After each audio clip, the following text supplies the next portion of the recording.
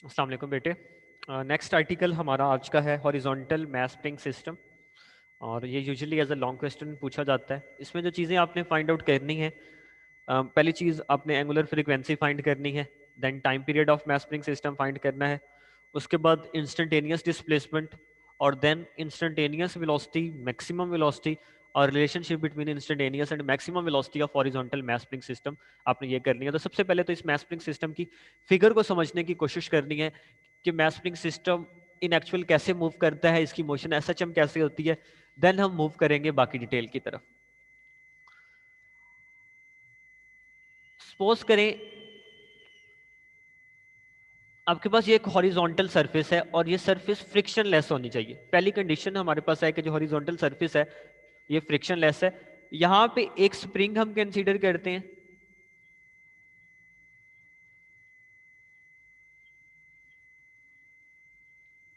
और इस स्प्रिंग का जो मैस है वो है m। इनिशियली जो जो स्प्रिंग है ये रेस्ट में है, अपनी मीन पोजीशन के ऊपर मौजूद है। आपने डिस्टेंस हमेशा सेंटर ऑफ द मैस से मेजर करना होता है। ये आपके पास ओ पोजीशन है जिसको मैं बोलता हूं ये मीन पोजीशन है इस मैस स्प्रिंग सिस्टम की। इसको कह लें ये मेरे पास सिचुएशन नंबर ए है या सिचुएशन नंबर 1 है। अब हम करते क्या है, इस मैस के ऊपर फोर्स लगाते हैं। जब मैं फोर्स लगाता हूं तो फोर्स की वजह से ये बॉडी कुछ डिस्टेंस कवर करती है। क्यों? क्योंकि स्प्रिंग की लेंथ में इजाफा होता है। हुक ये कहता है कि आप जितनी ज्यादा फोर्स लगाओगे स्प्रिंग उतना ज्यादा डिस्टेंस कवर करेगा। तो देख लेते हैं, जब इसके ऊपर फोर्स लगाई, फोर्स की वजह से स्प्रिंग की लंबाई में क्या हो गया, इजाफा होना शुरू हो गया। और ये मैस मूव करके कहां पे चला गया, एक नई पोजीशन के ऊपर चला गया। इस नई पोजीशन को हम कहते हैं, ये पोजीशन उसकी ए। फॉर एग्जांपल फोर्स लगाने की वजह से स्प्रिंग की लेंथ में इजाफा एक्स हुआ। कितना डिस्टेंस उसने कवर किया, एक्स। ये किसी एक इंस्टेंट के ऊपर जो उसका डिस्टेंस होता है ना उसको हम एक्स कहते हैं। और मैक्सिमम डिस्टेंस जो कवर्ड होता है उसको एम्पलीट्यूड कहते हैं, एक्स नॉट। मतलब मैं यहां पे सपोज भी कर लेता हूं जो इसका एम्पलीट्यूड है इस मैस स्प्रिंग सिस्टम का, वो किस चीज के इक्वल है, एक्स नॉट के इक्वल है। और ये एक्स है, ये एट एनी इंस्टेंट है, ये डिस्प्लेसमेंट है एट एनी इंस्टेंट। किसी इंस्टेंट के ऊपर जो उसका डिस्टेंस कवर होता है वो एक्स होता है। एक्स इन एक्चुअल हुक्स के अकॉर्डिंग स्प्रिंग की लंबाई में होने वाला इजाफा है, और वो फोर्स के डायरेक्टली प्रोपोर्शनल होता है। जितनी फोर्स ज्यादा ये डिस्प्लेसमेंट भी उतना ज्यादा। अब ये वाली जो पोजीशन न्यू मुझे मिली है, ये इसकी कौन सी पोजीशन है, एक्सट्रीम पोजीशन है। अब मैंने ये फोर्स लगाई, चूंकि हमने फ्रिक्शन तो ली नहीं हुई, तो इन एक्चुअल जो अप्लाइड फोर्स है वही मेरी नेट फोर्स है, कंप्लीट की कंप्लीट। उसमें किसी किस्म की आपके पास फ्रिक्शनल फोर्स नहीं है, तो अप्लाइड फोर्स मेरी ये इन एक्चुअल किस चीज के इक्वल है, नेट फोर्स के बराबर है। अब जब मैं फोर्स लगा रहा हूं तो स्प्रिंग रिएक्शन लगा रहा है। एक स्प्रिंग के अंदर रिएक्शनल फोर्स भी जनरेट होती है। उस रिएक्शनल फोर्स को हम नाम देते हैं रिस्टोरिंग फोर्स का। वो रिस्टोरिंग फोर्स क्या है कि हमने ये फोर्स लगाई, स्प्रिंग चाहता है कि वो अपनी ओरिजिनल पोजीशन जो कि मीन पोजीशन थी या इक्विलिब्रियम पोजीशन ओ थी, यहाँ पे वापस आए। तो स्प्रिंग ने इसके ऑपोजिट एक फोर्स लगाना शुरू कर दी। उस फोर्स को हम नाम देते हैं रिस्टोरिंग फोर्स का। और हुक्स लॉ के अकॉर्डिंग हमने वो कैलकुलेट की हुई है, वो बराबर होती है के एक्स के इक्वल। हुक्स के अकॉर्डिंग वो फोर्स किस चीज के इक्वल होती है, के एक्स के इक्वल होती है। अब होता क्या, ये सारी चीजें बाद में डिस्कस करते हैं। जब मैं बॉडी को ए के ऊपर ले जाके छोड़ देता हूं तो due to restoring force body move करती है टुवर्ड्स इक्विलिब्रियम और मीन पोजीशन ओ। लेकिन ओ पे पहुंचते ही रीस्टोरिंग फोर्स जीरो हुई। बॉडी में इनर्शिया था। इनर्शिया होता है कि किसी बॉडी की एबिलिटी है वो रेस्ट या यूनिफॉर्म मोशन की हालत को कंटिन्यू रखती है। अब चूंकि बॉडी पहले से मूव कर रही थी तो इनर्शिया की वजह से अपनी मोशन को कैरी रखते हुए वो नेक्स्ट एक्सट्रीम की तरफ चली जाती है और स्प्रिंग कंप्रेस होता है। यहां पे ये स्प्रिंग कंप्रेस हो जाएगा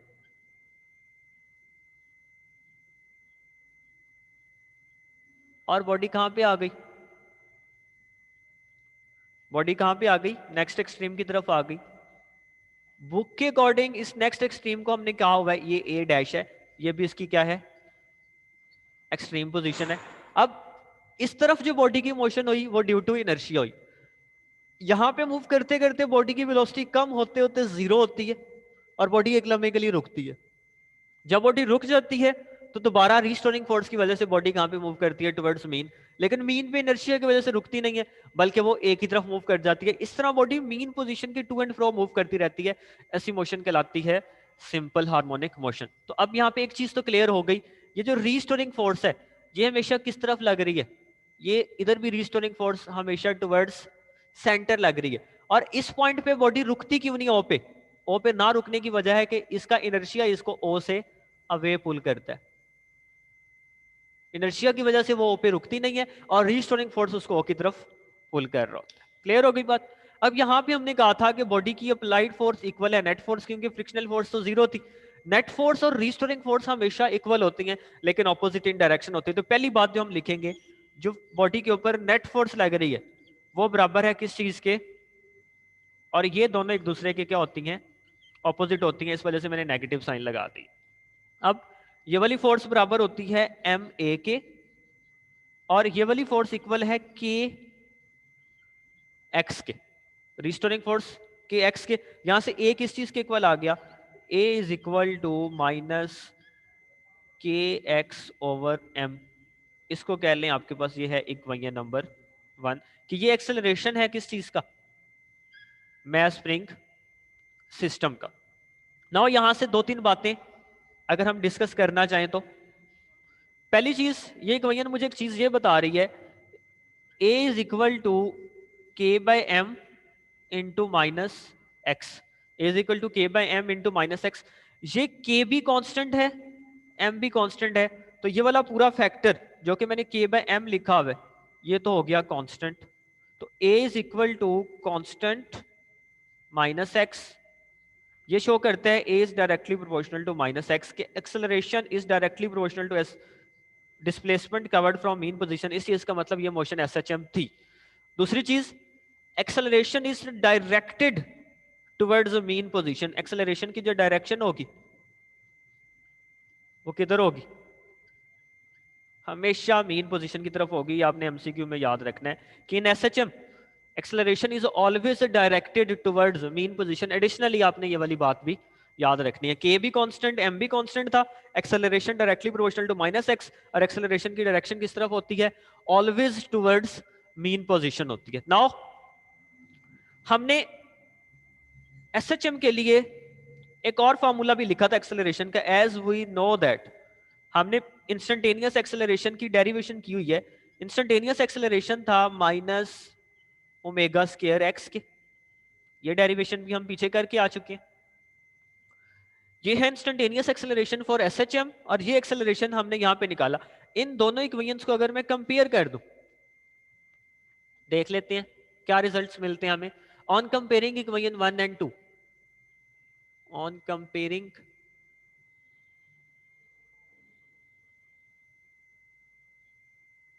इक्वेशन 1 एंड 2 क्या आएगा, यह आएगा minus omega square x is equal to minus k x over m. दोनों इक्वेशंस को कंपेयर कर दिया, माइनस माइनस से कैंसल आउट, एक्स एक्स से कैंसल आउट हो जाएगा, तो बाकी क्या रह जाएगा, बाकी रह जाएगा omega square is equal to के by M. Omega angular frequency है, दोनों तरफ स्क्वायर रूट ले लें। जब स्क्वायर रूट लेंगे तो ओमेगा की वैल्यू क्या आ जाएगी, taking square root on both sides, तो omega is equal to square root के बाय एम। इसको आप कह लेंगे इक्वेशन नंबर 3 है। ये आपने ओमेगा की एक वैल्यू निकाल ली जिसको आपने इक्वेशन नंबर 3 का नाम दे दिया। अब हमने जाना है किस चीज तक, टाइम पीरियड तक। हमें ये पढ़ा हुआ है जो ओमेगा होता है as omega is equal to 2 pi by t. तो यहां से टी की वैल्यू क्या आएगी, टी इक्वल हो जाएगा, ये इधर चला जाएगा ओमेगा इधर, 2 pi by omega. From equation 3 हमें ओमेगा की वैल्यू पता है, यूजिंग इक्वेशन 3 वही 3 को जरा यूज करते हैं। टी इज इक्वल टू क्या आ गया, 2 पाई डिवाइडेड बाय ओमेगा की जगह स्क्वायर रूट के बाय एम। अब ये के बाय एम नीचे डिवाइड हो रहा है, ऊपर जाके ये मल्टीप्लाई और उल्ट हो जाएगा, तो टी किस चीज के इक्वल आ जाएगा, टी इक्वल आ जाएगा 2 pi square root m over k. इसको आप कह लें कि भैया नंबर 4, और ये फार्मूला है to find time period of mass spring system. इस फार्मूले की मदद से आप मैस स्प्रिंग सिस्टम का क्या फाइंड कर सकते हैं, time period. Time period mass spring system का किन फैक्टर्स पे डिपेंड करता है, ये फैक्टर्स भी आप लोगों ने याद रखने हैं।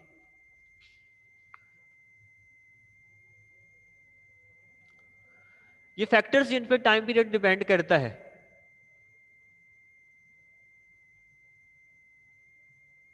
पहला फैक्टर मुझे नजर आ रहा है m. M in actual mass of object attach with spring होता है। यहाँ पे समटाइम्स आपको कंफ्यूज करने के लिए मैस ऑफ द स्प्रिंग का वर्ड यूज हो सकता है, तो मैस ऑफ स्प्रिंग नहीं है एम, एम है mess of object attached with spring. तो पहली चीज mess of object attached with spring.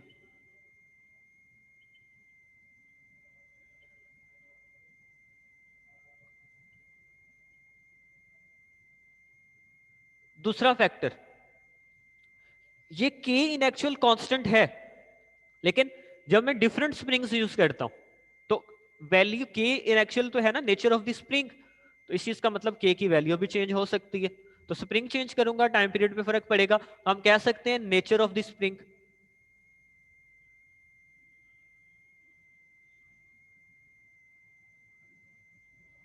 Question ये है कि इस नेचर का मतलब क्या है। नेचर का मतलब दो ऑप्शंस आपके पास हो सकते हैं। जो स्प्रिंग है आपके पास वो या तो सॉफ्ट होगा या फिर स्प्रिंग आपके पास कैसा होगा। सिर्फ समझाने के लिए मैंने लिखा है कि स्प्रिंग सॉफ्ट है या हार्ड है। अगर स्प्रिंग सॉफ्ट है तो आपने याद रखना है के की वैल्यू लेस होती है, और स्प्रिंग हार्ड है तो हार्ड स्प्रिंग के लिए के की वैल्यू क्या होती है,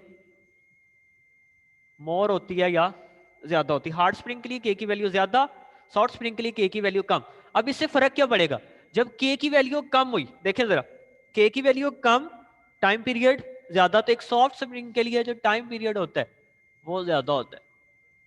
और टाइम पीरियड ज्यादा होने का मतलब जो स्पीड है वो क्या है, लेस है। और हार्ड स्प्रिंग के लिए टाइम पीरियड क्या होगा फिर, लेस होगा। कम टाइम लग रहा है वाइब्रेशन मुकम्मल करने का, मतलब स्पीड क्या है, ज्यादा है। तो ये कुछ चीजें नेचर ऑफ द स्प्रिंग के हवाले से भी आपको पता होनी चाहिए जो आपसे पूछी जा सकती है। फिर एक चीज याद रखनी है, time period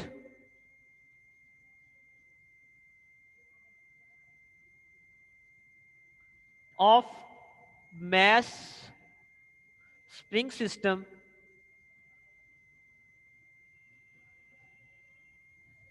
is independent of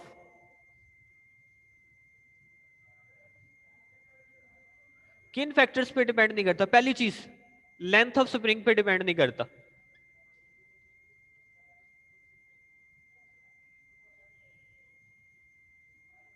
दूसरा फैक्टर, मैस ऑफ स्प्रिंग पे डिपेंड नहीं करता।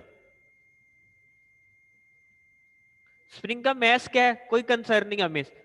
थर्ड फैक्टर मोस्ट इंपॉर्टेंट है, कोई भी एसएचएम है वो कभी भी एम्पलीट्यूड पे उसका टाइम पीरियड डिपेंड नहीं करता।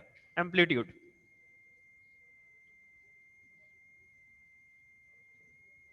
Frequency of mass spring system, frequency की अगर आपसे पूछ लीजिए, frequency f is equal to 1/t होता है, तो मैं डायरेक्ट लिखूंगा फ्रीक्वेंसी का फॉर्मूला बनता है 1/2 पाई स्क्वायर रूट के बाय एम। ये फॉर्मूला मुझे ये बताता है कि फ्रीक्वेंसी भी इंडिपेंडेंट है एम्पलीट्यूड के। F is independent of amplitude. ये वाली चीज भी आप लोगों ने याद रखनी है कि मैस स्प्रिंग सिस्टम की जो फ्रीक्वेंसी होती है वो इंडिपेंडेंट होती है किस चीज के, एम्पलीट्यूड के। तो F is independent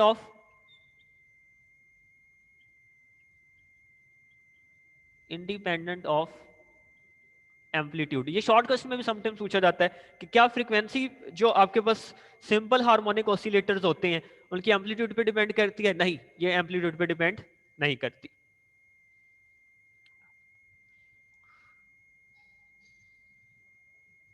instantaneous displacement,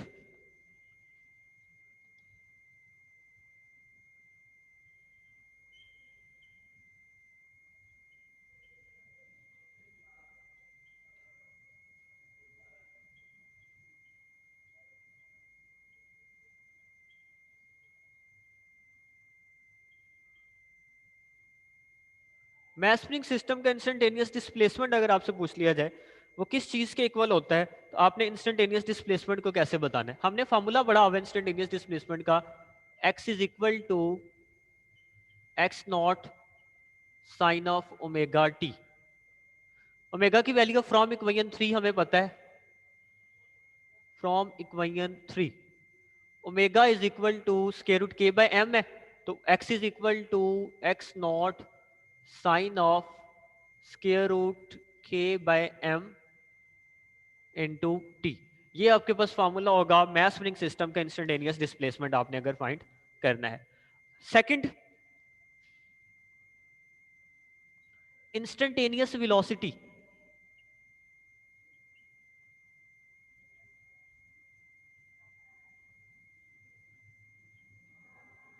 of mass spring system अगर आपने बतानी है, वेलोसिटी का फॉर्मूला ये था इंस्टेंटेनियस का, v is equal to omega x not का स्क्वायर माइनस एक्स का स्क्वायर।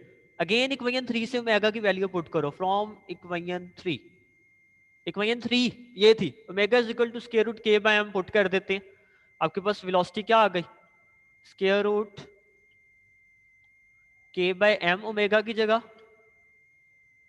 और ये स्क्वायर रूट अलग से था x not square minus x का स्क्वायर, तो वेलोसिटी क्या आ गई आपके पास, के बाय एम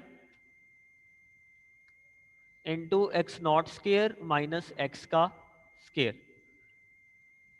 या फिर इसको ऐसे भी लिख सकते हैं, एक तरीका तो ये है कि इसको ऐसे लिख लें, एक ऑप्शन आपके पास ये भी है कि आप इसमें से ये जो फैक्टर है आपको नजर आ रहा है, इसमें से क्या करें, इस फैक्टर को मैं यहां पे यूटिलाइज करूंगा, इस फैक्टर में से मैं स्क्वायर रूट के बाय एम अलग कर देता हूं, इस फैक्टर में से एक्स नॉट का स्क्वायर कॉमन ले लेते हैं, जब मैं कॉमन लिया तो बाकी रह जाएगा 1 minus x square by x not का स्क्वायर।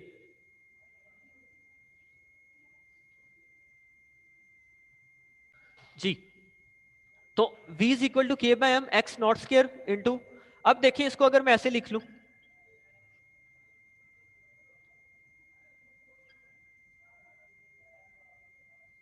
के बाय एम, इस एक्स नॉट स्क्वायर को मैं अलग लिख देता हूं, और बाकी क्या रह जाएगा 1 minus x square by x not का स्क्वायर, ये अलग हो गया, यहां से ये इससे कैंसल आउट हो गया, तो v is equal to x not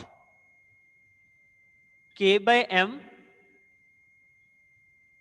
into 1 minus x square by x not का स्क्वायर। इसको ऐसे भी लिखा जा सकता है, या फिर v is equal to x not K by M into 1 minus x square by x not का स्क्वायर। आप चाहें तो इसको ऐसे भी लिख सकते हैं, ये सारे रिलेशंस, मतलब इनको मैं नाम दे देता हूं समझाने के लिए, आप इसको रिलेशन नंबर ए कह लें, इस रिलेशन को रिलेशन नंबर बी कह लें। आप ए और बी किसी की मदद से भी इंस्टेंटेनियस वेलोसिटी को क्या कर सकते हो, फाइंड आउट कर सकते हो। फाइनल चीज जो आपसे पूछी जानी है वो है रिलेशन क्या होता है मैक्सिमम और मिनिमम वेलोसिटी के दरमियान, इंस्टेंटेनियस और मैक्सिमम वेलोसिटी के दरमियान रिलेशनशिप। इसको मैं यहां पे कर देता हूं, relation between v and v not. उसके लिए पहले तो मुझे मैक्सिमम वेलोसिटी पता होनी चाहिए, तो मैक्सिमम वेलोसिटी फाइंड करते हैं, मैक्सिमम वेलोसिटी।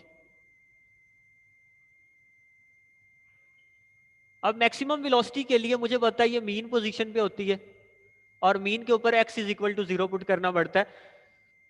मैं इस रिलेशन को यूज करता हूं, v नॉट आएगी, मैक्सिमम को v नॉट से रिप्रेजेंट करते हैं k by M into x not का स्क्वायर माइनस 0 का स्क्वायर। मैं डायरेक्ट लिखूंगा v नॉट का आंसर आएगा x naught square root k by m. अब ये वाला रिलेशन अगर मैं इसको यूज करूं, तो इस रिलेशन में